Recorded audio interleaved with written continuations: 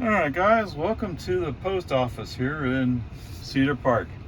18 miles, 29 minutes, 253 watt hours per mile. So we're in OPARAY. I started the subscription for FSD.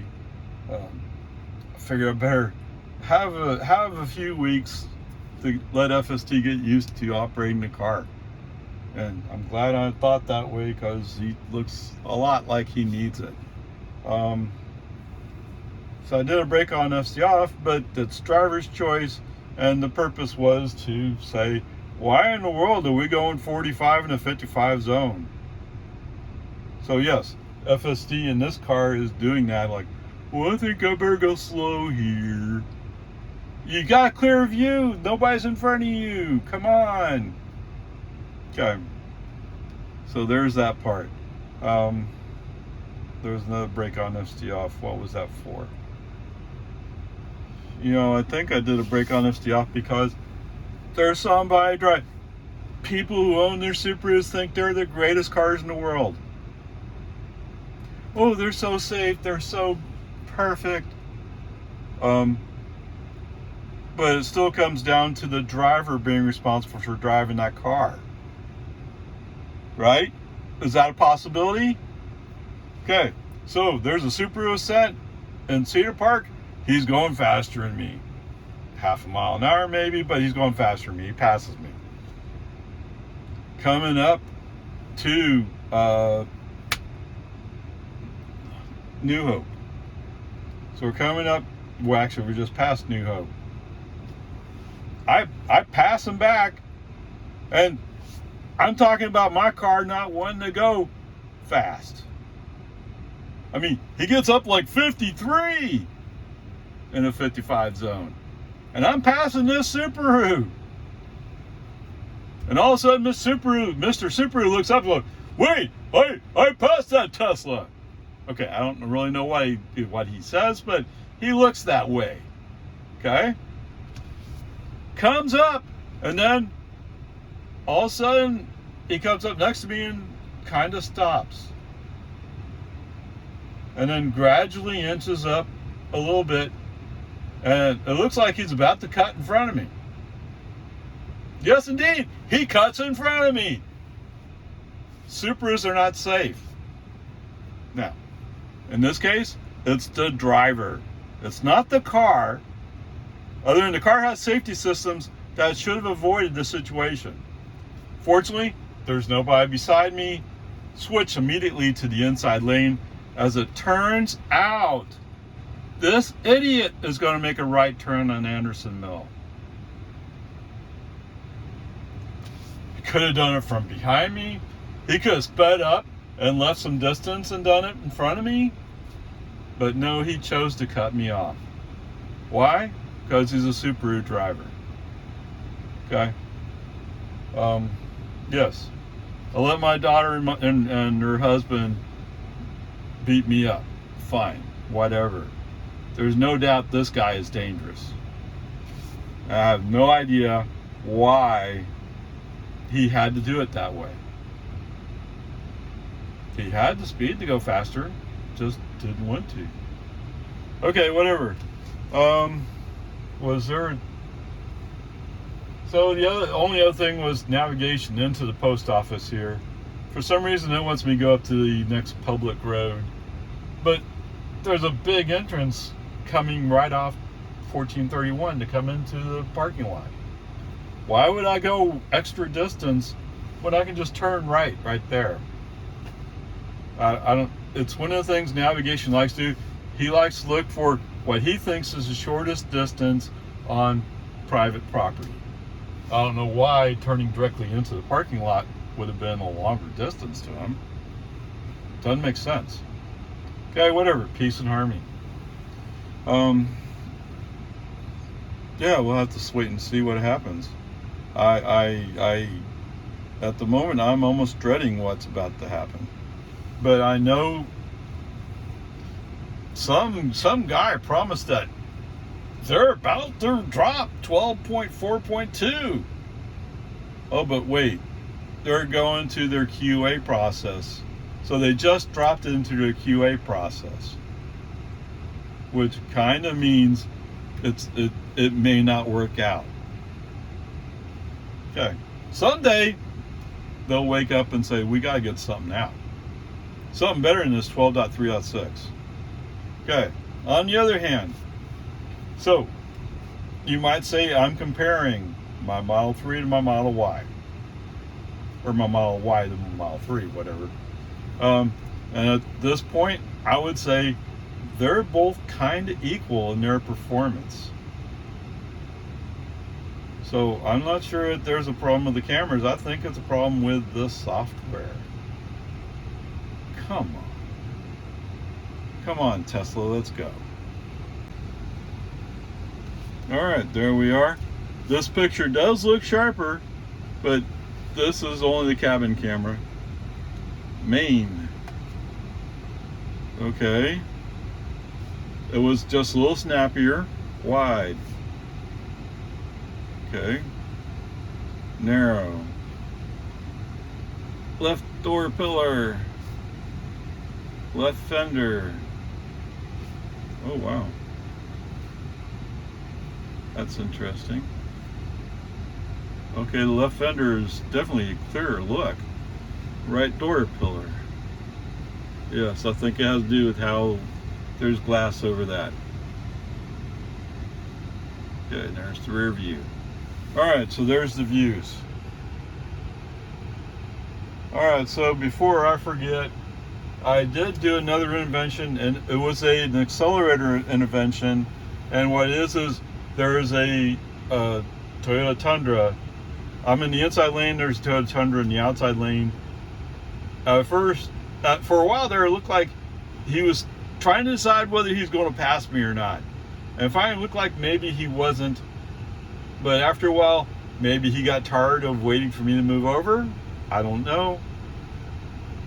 And just about the time he started coming up closer, that's when FSD decides, let's go to the right lane.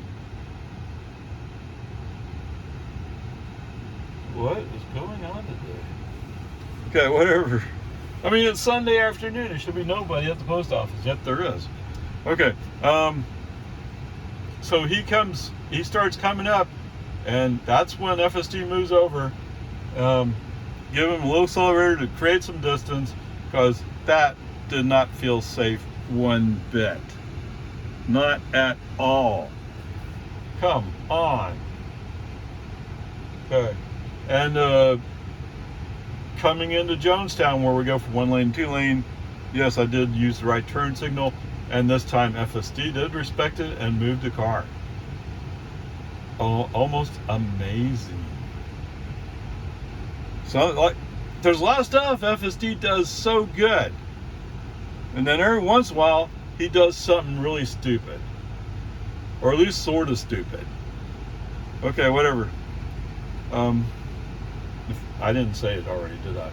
So part of my point of going to Walmart today is to kind of do a side-by-side comparison, so to speak, because I do a lot of Walmart trips, and so there'll be somewhat similar results. There'll be comparable results. Okay. All right, welcome to Walmart. Yeah, Bubba.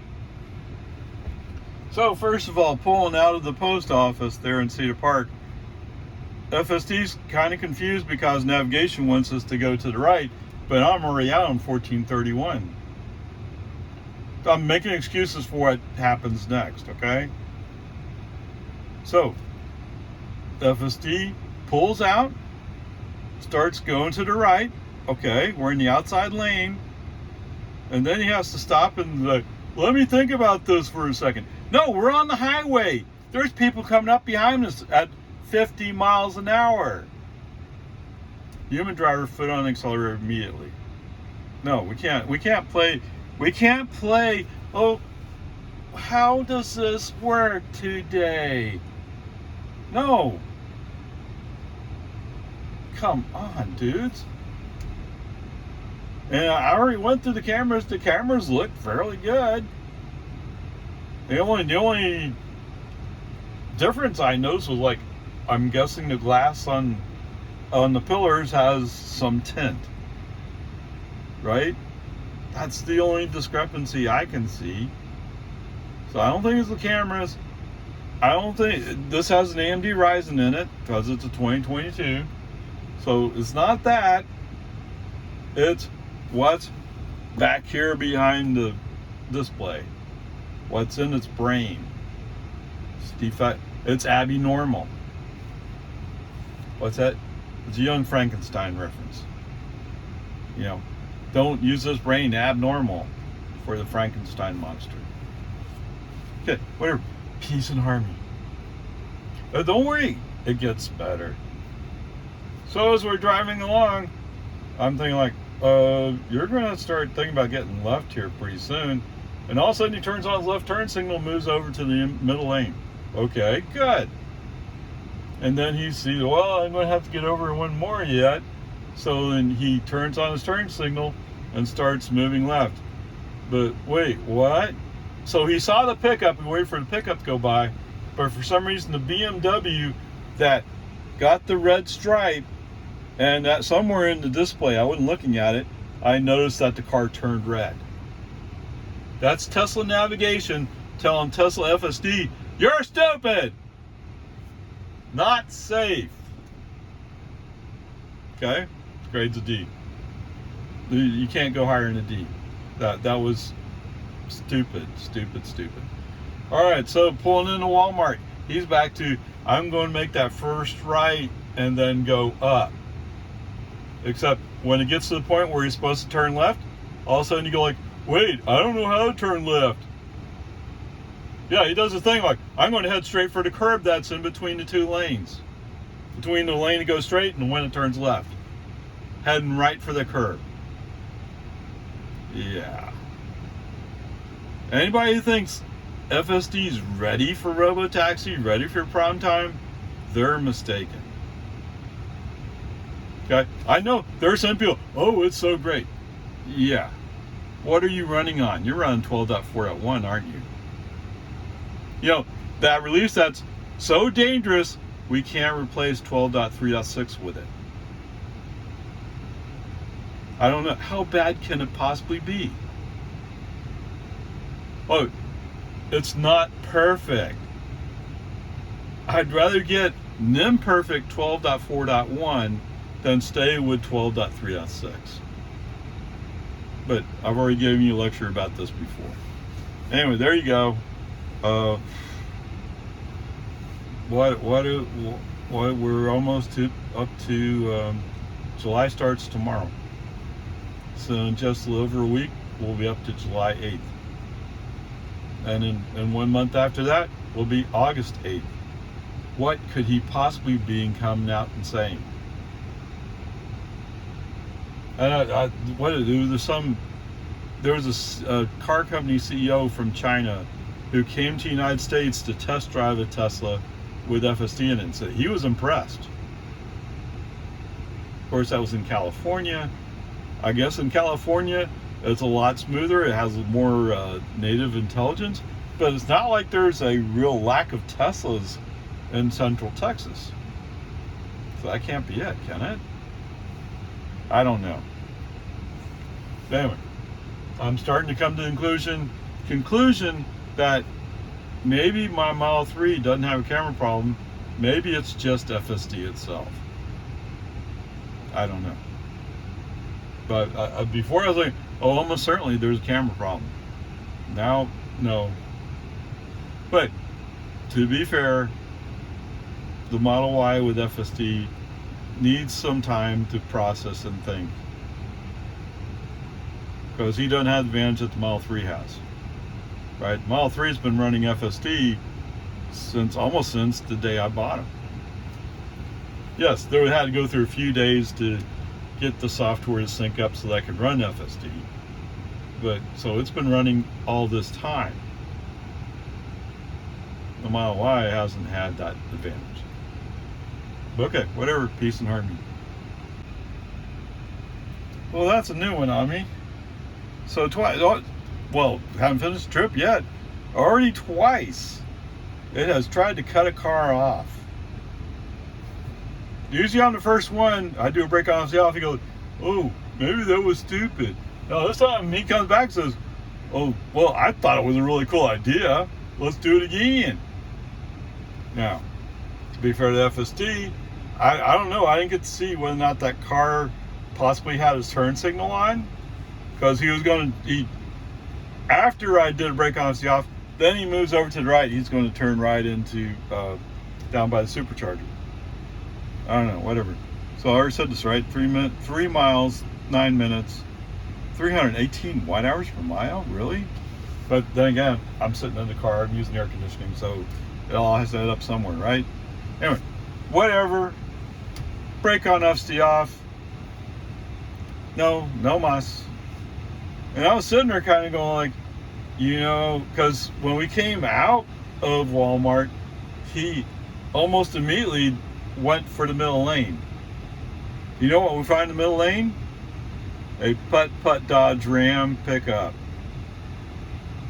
Yeah, he's going like 38 in a 60 zone. On the other hand, the traffic in the outside lane wasn't doing a whole lot hotter. So who knows? It's just the way it is here in Cedar Park. Welcome to Cedar Park. Right now I'm struggling with, gee, that's twice today, 2 different segments, but twice today, you have decided you wanted to get over to the right and you were going to cut off a vehicle to do it. Fairly close, if not wreck right into it. Both times it showed the red stripe, so even Tesla's telling you you shouldn't do it, and yet Tesla's doing it. It's Tesla safety versus Tesla FSD, of course. If only they both reported to one person somewhere. Yeah. Okay, whatever. Yes, am I getting a bit irritated? Yes. I didn't expect them to be this bad. But to be fair, it's his first time out with FSD on. Actually, it's not his first time out with FSD on, but his first time out since resubscribing to FSD, because I have subscribed to FSD before. I think on that trip I ended up finding it so bad that, but that's a long time ago. Okay? That was what, last November? Is that the trip? I think so. All right, onward, upward. I'm here at HEB. I got a prescription in. I got to buy a few grocery items. I need bananas. So, okay. All right, welcome home. Oh, the last segment was Slow City. Okay, 18 miles, 28 minutes, 220 watt hours per mile. Total distance covered, 42 miles, 10 kilowatt hours used, and 242 for the average watt hours per mile. 220. I have to go back and compute that out. I think that's around 4.2 miles per kilowatt hour. So coming back, step back up to HEB. So coming out as usual, because either you want to be in the left lane because the light's green or about to turn green, or you want to be in the right lane because the light's green and you want to go straight. And if it's red, you want to be in the left lane. Okay? Does that answer all those questions? But anyway, came up, there was a flashing yellow, but there was a car coming the other way, so I would not be able to turn left. Although if I waited, maybe I could, but I can just go straight. So I went straight. The good news is they have painted Walton Way. So now the stripes are out there. FSD handled that part beautifully, no problems whatsoever.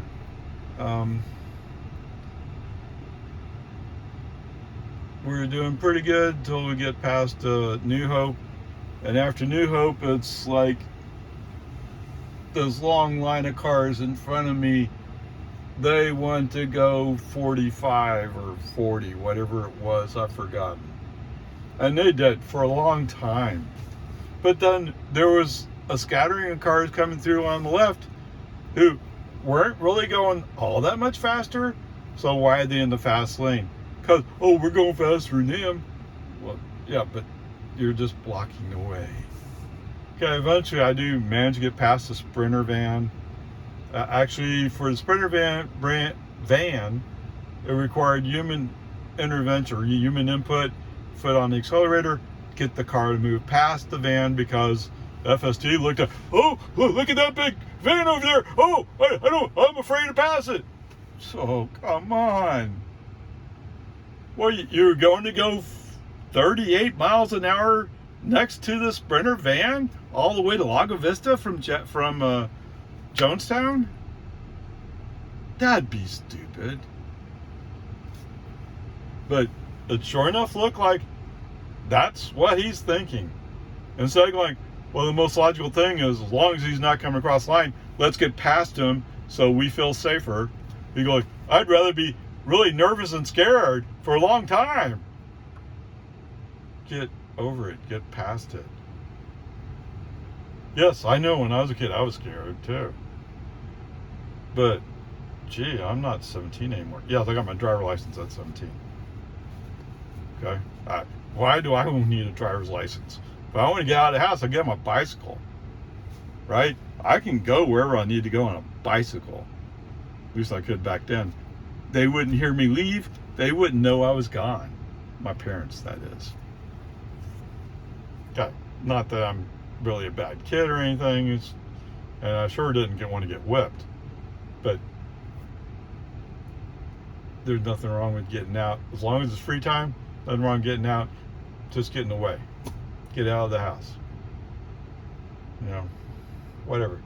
Peace and Army. So anyway, the Sprinter van was causing FSD some high anxiety.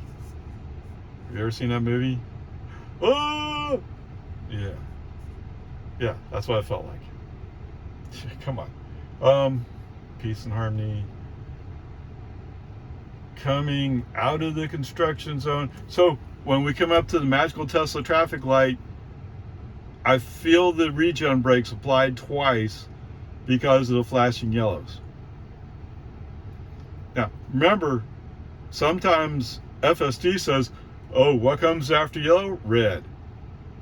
He doesn't think, well, it's a flashing yellow, so maybe after flashing yellow is another yellow. He says, no, the next color is red. So, somebody in their programming setup, whatever you want to call it, just doesn't get how this works. You know, like there's a flashing yellow in Jonestown warning you that emergency vehicles might come out. It flashes all the time, so what kind of warning is that? I mean, other places, those lights will come on when the emergency vehicles are coming out, otherwise they're off. Whatever. Like I keep saying it, 12.3.6 is not going to be it, not in the light remotest. So why stick with it? Because some of your advanced beta drivers are going, oh my God, I can't live with this. While others are going, oh yeah, this is good. Oh, I like it. So it's a mixed bag. Is that any worse than the mixed bag of 12.3.6? I don't know. You trust a small group of people in California too much, is what I'm seeing. What is the rest of the nation getting? Right? Because let's face it, FSD in California, especially around San Francisco and Los Angeles, get a big boost because of how many Teslas running FSD there are in that area, in those areas. Okay? Does that mean it's not going to behave well in other places? Who knows? Yes, I'm sure he's following protocol, and I'm sure it's failing the protocol. Yes, fine. You win. Okay, whatever. Peace and harmony. I did have a brake on FSD off because we're coming up on Lowman Ford, and because FSD is in let's go slow mode, there's a pickup coming up with a line of cars behind him. And there's an opening behind this pickup and the car behind him. Brake on FSD off, move the car over, because FSD is not going to pick up on it, I don't think. And I don't really want to trust FSD with it anyway. He's already twice almost wrecked my car today. Now, as I said before, you can make an argument, no, it would have been okay because FSD measured it. But it didn't feel safe to me. Who pays the insurance on the car? I do. You know, that's one of the discussion points. Until Tesla's paying for that insurance, no, you don't get to experiment. Or you only get to experiment so far. Once it starts making me really nervous, all bets are off. FSD's off. Okay, there you go. The good news is FSD figured out how to park in my driveway today. So at least it's not all bad. And the cameras actually look pretty good when I reviewed the cameras, so that's not bad either. Okay, but what do you get? What do you compute it to when there's a D and a D? Well, today I'm gonna call it a D minus. Okay, yes, it was that scary. It was that bad. It probably should be enough, but I want to be consistent because in those cases where FSD is turning on the turn signal and moves over and I have to push the accelerator to avoid running into the car behind me, I'll call that a D. Okay, so there's that part. D minus. Like I said, since last charge, so the total trip today is 42 miles, 10 kilowatt hours. We're going to compare it to a Subaru Ascent today. And I'm going to go, I've done mileage before, but I'm going to pull up the safety ratings. Okay? Now, don't get me wrong. The reason why my daughter and her husband bought a Subaru Ascent was because they already had a Subaru crossover, I think it is. Or whatever that. There's several different Subarus. They have one of those. And so they were comfortable with it, and they decided Subaru Ascent meets their needs. They have a legitimate need. They really need that third row. Okay? So a Tesla Model Y with the third row seat would not have satisfied what they needed. Right? The third row in a Tesla Model Y is more of a, yeah, I have a couple of kids, they can sit in the back. And by kids, I mean Lukester size. What was he, 8? 6? No, he's 8. I've forgotten the number. Yes, I know I'm terrible grandpa.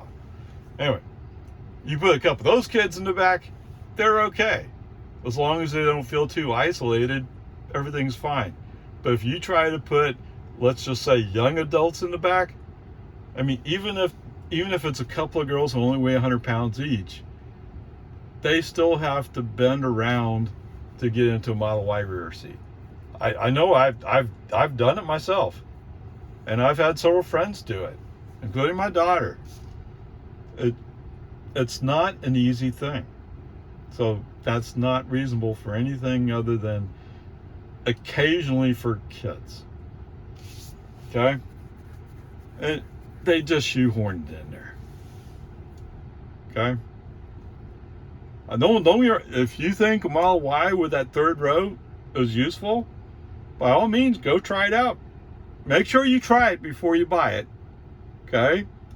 But if that suits your needs, I'm fine with that. But you know, I was looking through the used Model Y prices.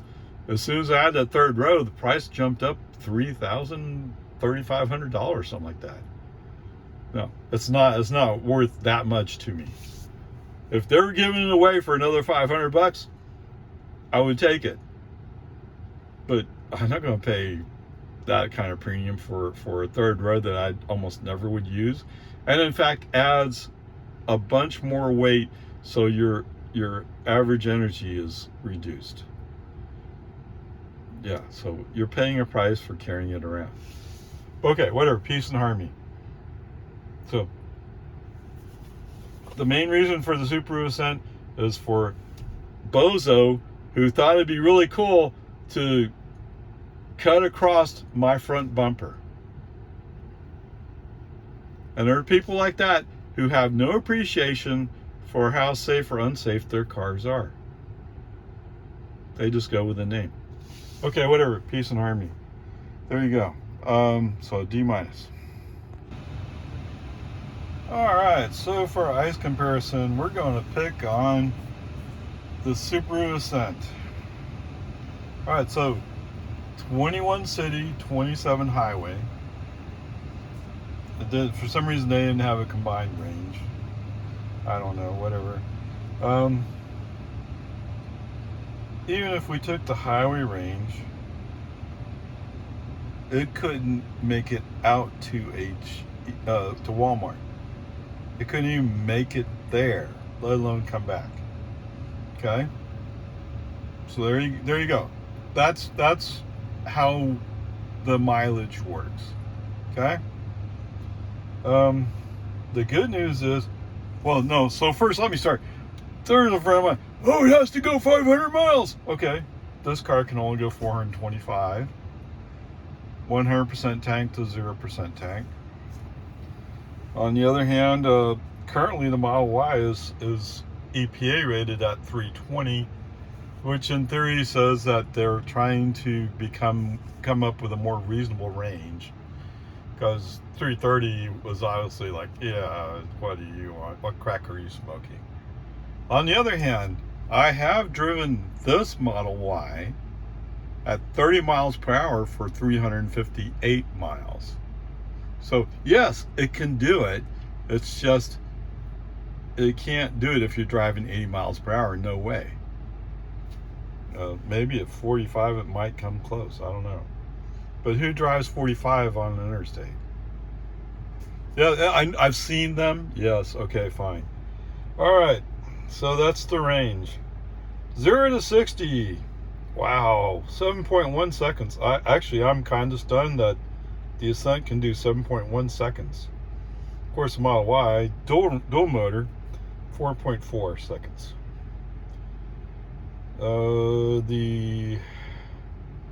And this may not be a fair comparison, but so with the rear seat up, the Ascent has 17.6 cubic feet. The Model Y has 34.3.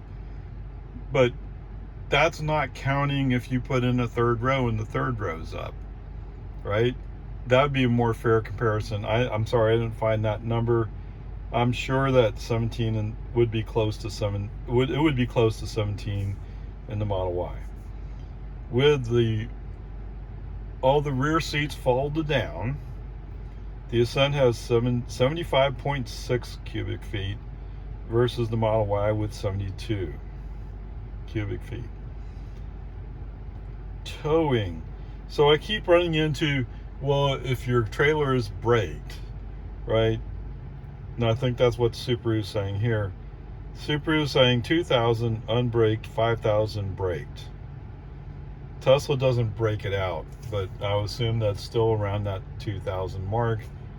But it can go up to 3,500, which is far short of the Ascent. But I mean, you really wouldn't be using either one of these for towing, I don't think.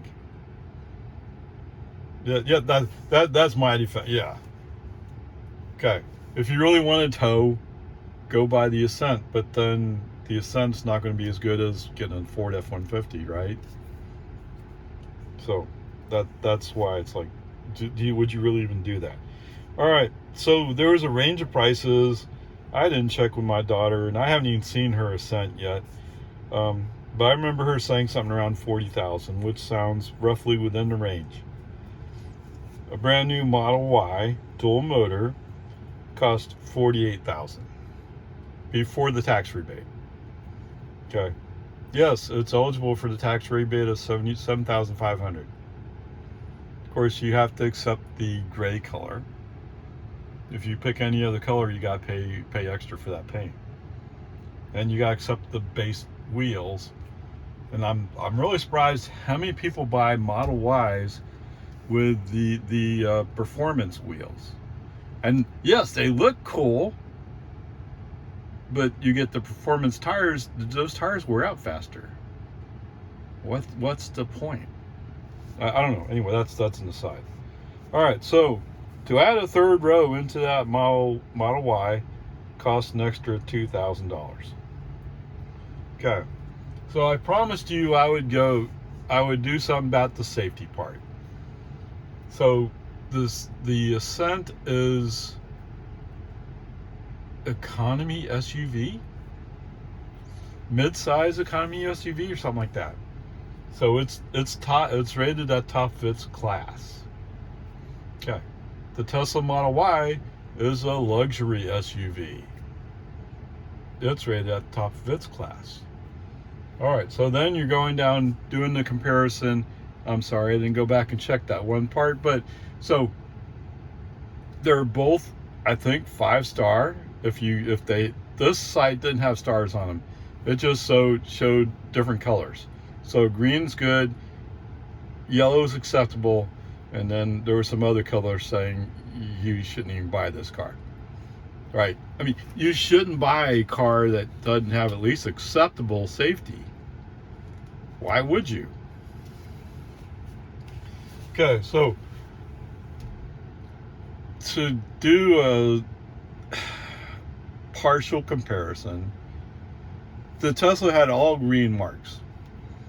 The Ascent had some yellow marks.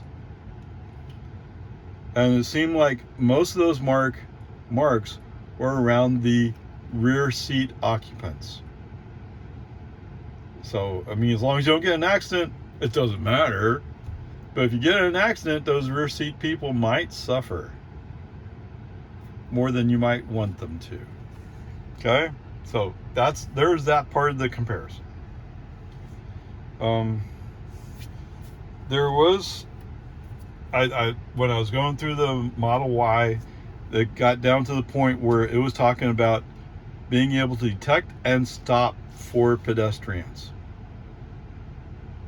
They had adults, parallel adults crossing, and it had children crossing. And in almost all those cases, it was perfect. Now, for the child crossing, it slowed down from 25 miles an hour to 1 mile per hour, which sounds like that would still hurt a little bit, but not horrible. Of course, it would be traumatic. I know, I've been in a motorcycle accident. I flipped over a car trunk. It was traumatic. But I survived it. I came out the other side. Other than my wrist was broken, I have a few I don't even know if I had a few scratches. The broken wrist kind of set the expectations, or set the level. Okay, there you go. It still comes down to, it may be unfair to my daughter, but I laugh at you people who say, oh, but I can go, let's say in this case, what was it? I can go 425 miles. Would you actually drive 100% down to zero? Now, you'd probably fill up with gas to full, but you'd probably stop around a quarter, maybe at an eighth if you're stretching it. I know at an eighth, I'd be looking for the next gas station. Okay? So, would you really do that? But the question is, oh, I should have done it that way, right?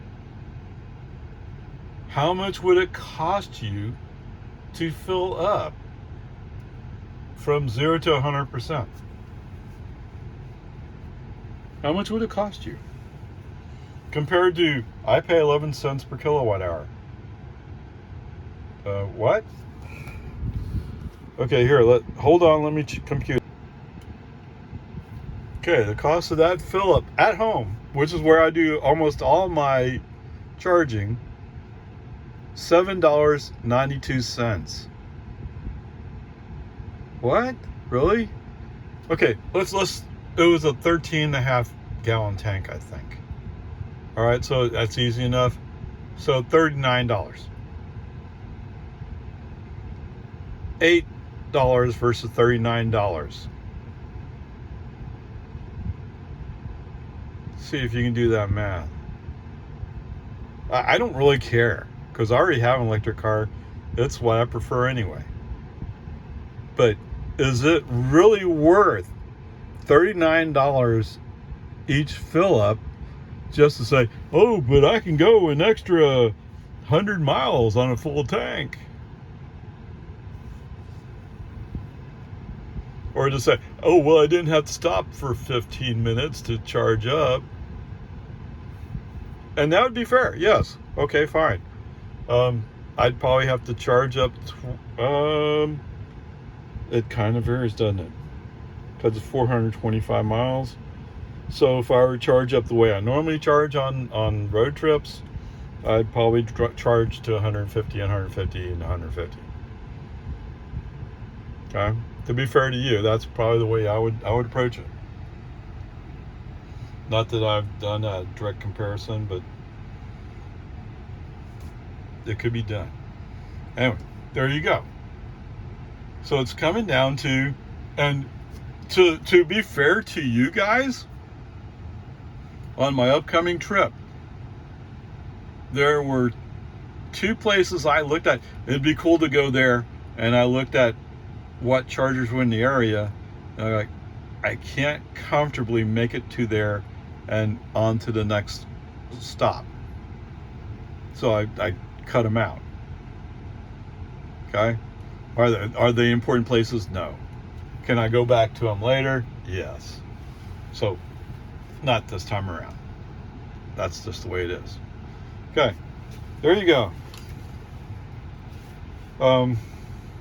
To the bozo who's cutting me off in his Subaru Ascent,